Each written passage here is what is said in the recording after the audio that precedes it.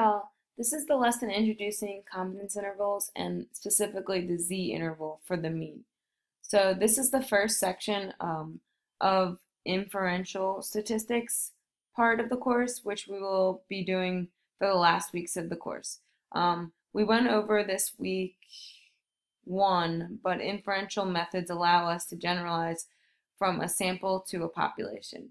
There are two main ways we do this. One is with confidence intervals, and the other is with hypothesis testing, and both of these we'll go over this week. So just a quick review. A statistic is a quantity calculated based on the sample, and a parameter is calculated based on the population. And X bar is the sample mean, mu is the population mean, S is the sample standard deviation, sigma is the population standard deviation. So here is the definition of point estimate. If we had to guess the value of a parameter, it would be the point estimate. And really, the point estimate is just the corresponding statistic to the parameter we are looking for. So the point estimate for mu is X bar, and the point estimate for sigma is S. So what happens when we want to know the population mean, but we don't have access to the entire population? We take a sample, and then we expect that X bar is a good estimate for mu. And if you remember from the central limit theorem, we said that X bar is centered around mu. So in this section and the next section, we will be talking about the mean and then the proportion later. So there's a thing called sample error, which is not a mistake. It's just the natural tendency for when you take a sample, the statistic is not going to be exactly the same as the parameter, and that's called sampling error. And that's why we do a confidence interval, which is an interval that we are pretty sure that includes the value of the parameter. How sure are we? Well, we can be any percent sure as we like, but the three common ones are 90%, 95%, and 99%. The confidence interval is always in the form point estimate plus or minus some margin of error. And the first confidence interval we will look at is the Z confidence interval for mu. We will use this when the population standard deviation is known, which is not really realistic, but we mainly look at it because it connects to the central limit theorem. And once you figure out how to do Z interval, the T interval is not that different, which people use this interval instead of the Z. So let's look at the quantity Z alpha over 2. Alpha is the area in the tails of the standard normal distribution. So we saw the quantity Z with a subscript before, which is the same thing here. And alpha equals 1 minus the confidence level. So for a 90% confidence interval, alpha is 1 minus 0.90, which is alpha equals 0.1. So again, for a 90% confidence interval, the total area in the tail is 0.1. So that's the two tails put together. And the tails are symmetric, so we divide by 2 and we get that each tail has an area of 0.05. So that means the area below Z alpha over 2 is 0.95. Which is the same as we are looking for Z at 0.05 area. But if we look at 0.95 in the middle of the table, we get 1.645, and that's going to be a number we plug in to the calculator.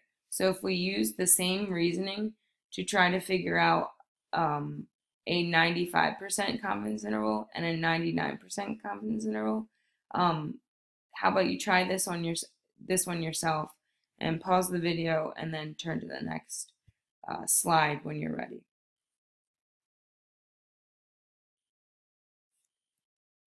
So the answers are 1.96 for a 95% confidence interval and 2.575 for a 99% confidence. So here's the formula for the confidence interval, and all you have to do is plug in the values, so don't get too worried. It's not that complicated because we know we're given X bar and then plus or minus the z we just found, the z values that we just found, that correspond to 90%, 95%, or 99%, or whatever percent. And then times sigma over a square root of the sample size. So this formula again assumes that sigma, the population standard deviation, is known. And if it's not, we use the formula in the next section, or the next slides that we will do, which is a t. And here's an example. We have a random sample of 50 computer programmers, and we get a sample mean of $42,500. And we assume we have a population standard deviation of 3,100. And we want a 95% confidence interval. Again, notice we are given the population standard deviation, which means we use the z interval. So x bar is 42,500 plus or minus 1.96, which is the z value for a 95% confidence interval, times our standard deviation, divided by square root of our sample size, which is 50. And if you plug this into the calculator, this is our margin of error, you will get 859.28. And then, so if we do 42,500 minus this margin of error, we get this number. And then if we do 42,500 plus the margin of error, we get this number. So when we put the parentheses around this, that's interval notation, and that just means this is the interval from $41,640.72 and up to $43,359.28. So now, interpretation of an interval is very important. If you cannot explain to people what your statistical analysis means, it does not matter really, and no one cares to just see the numbers. I mean, think about it. If you just see numbers, what do they mean to you? You would want someone to explain what the numbers mean to you.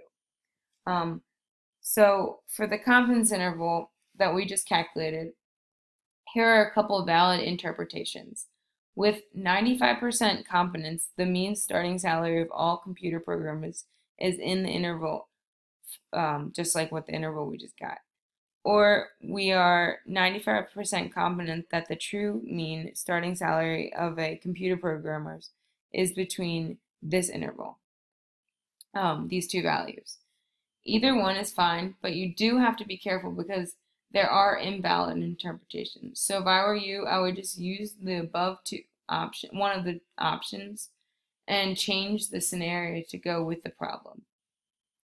And now let's see some invalid interpretations. So the first one, we are 95% confident that the mean salary of all computer programmers falls in this interval.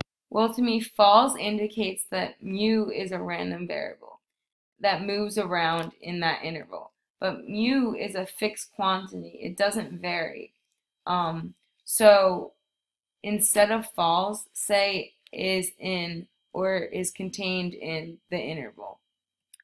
And going back to the second one, we are 95% confident that the mean salary of the sample of a computer programmer is in this interval. Well, the problem with that is that we know what the sample mean is. So we don't want to infer about that. We want to infer about the population mean. So that's not correct. For the third one, 95% of all computer programmers have starting salaries between $41,640.72 and $43,359.28. Well, don't get confused about the empirical rule, which we did talk about a proportion of the sample or the population. The confidence interval does not give you a proportion of the population. It gives you an interval that we are a specific percentage certain includes mu. So those are a couple incorrect interpretations. So again, I would just memorize these two interpretations or just know them and then um, put them in terms of the scenario. So StatCrunch will calculate confidence intervals for you, and I want you to know how to do that, but I also want you to be able to do them by hand since it will help your understanding. So know how to do them by hand and StatCrunch. I have a couple example videos that show both ways, so please watch them. Okay, so I have two more slides here that link to central limit theorem, but I will let you read them on your own since there is quite a lot to know this week. So just make sure to read these and feel free to ask questions if needed.